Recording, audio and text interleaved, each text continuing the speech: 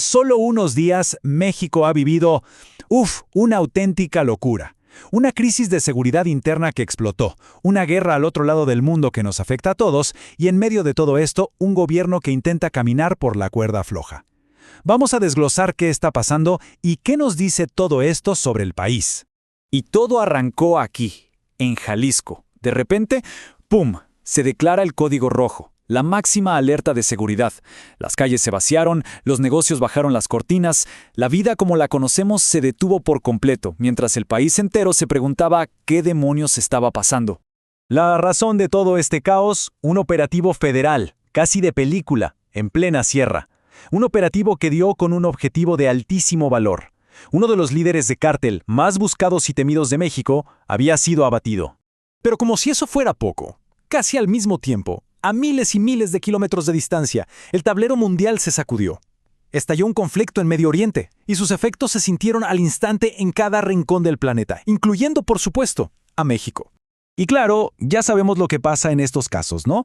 La primera consecuencia siempre es económica. Lo primero que se siente es en el bolsillo. Los precios del petróleo se fueron por las nubes, y con ellos, la amenaza de una nueva crisis que ponga en jaque la poca estabilidad que hay en el mundo. A ver, a primera vista todo esto parece un desastre sin pies ni cabeza, pero vamos a ponerle orden. Vamos a analizar la nación bajo presión.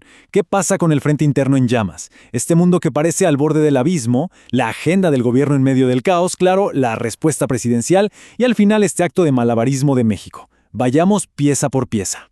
Bueno, empezamos por casa, por el epicentro de la crisis nacional. Uno de los operativos de seguridad más arriesgados y con más consecuencias que hemos visto en la historia reciente de México. El objetivo, pues, tenía nombre y apellido. Nemesio Oseguera Cervantes, alias El Mencho, el mero líder del cártel Jalisco Nueva Generación. La Sedena confirmó su muerte y aunque muchos pensaron, listo, se acabó el problema, la realidad es que apenas era el comienzo. Y es que la respuesta del cártel fue brutal, inmediata y masiva. Vean nomás el número, 252 narcobloqueos en 20 estados. Esto no fue algo improvisado, ¿eh? Fue una clarísima demostración de fuerza coordinada diseñada para sembrar el pánico. Esta ola de violencia, con autos incendiados y carreteras convertidas en auténticas trampas, dejó a una buena parte del país sumida en la incertidumbre. Y este testimonio de un residente de Jalisco, pues lo resume a la perfección, la angustia de no saber qué va a pasar. Y justo cuando México estaba literalmente ardiendo por dentro, el escenario mundial se encendió de repente. Esto le añadió una nueva capa de presión y complejidad a todo. Los ataques contra Irán desataron una tormenta global al instante. Primero, claro, empiezan los ataques. Inmediatamente después, los mercados financieros se desploman, desde Asia hasta América. Y el remate, el precio del petróleo se dispara por el miedo a que una guerra a gran escala se vuelva una aterradora realidad. Frente a esto, la comunidad internacional, como era de esperarse, se partió en dos. Por un lado, potencias como China o Francia pidiendo desesperadamente que pararan las hostilidades. Y por el otro, países como Argentina, celebrando abiertamente la operación. Un mundo profundamente dividido. Pero el impacto más directo, el que pega en el bolsillo de todos, se sintió aquí, en los mercados de energía. El crudo Brent y el WTI, que son las referencias mundiales, subieron más de un 8%. Esto, por supuesto, encendió todas las alarmas sobre una posible crisis económica, sobre todo para países que importan energía. Ahora, aquí es donde la cosa se pone curiosa. Porque mientras todo este caos ocurría, el gobierno mexicano, como si nada, seguía avanzando con su propia agenda de reformas transformadoras. Así es, en medio de la violencia y la incertidumbre global, en el Congreso se estaban moviendo dos temas enormes: la histórica reducción de la semana laboral a 40 horas y una profunda y, hay que decirlo, muy polémica reforma electoral. Cualquiera de las dos podría redefinir el futuro del país.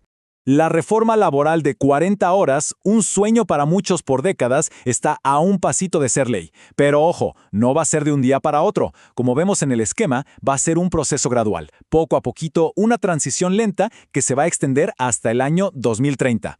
La idea, en teoría, es permitir que la industria se adapte. Con el país en esta encrucijada, apagando fuegos por dentro y por fuera, todas las miradas, todos los oídos, se centraron en la conferencia matutina de la presidenta Sheinbaum. El país necesitaba respuestas. Sobre la crisis de seguridad, la presidenta reconoció la gravedad, ¿eh? Lo llamó complejo y doloroso, pero inmediatamente después soltó un mensaje de calma total, asegurando que México está bien. Y es justo aquí donde nace la gran pregunta. ¿Es confianza o es una forma de minimizar la realidad?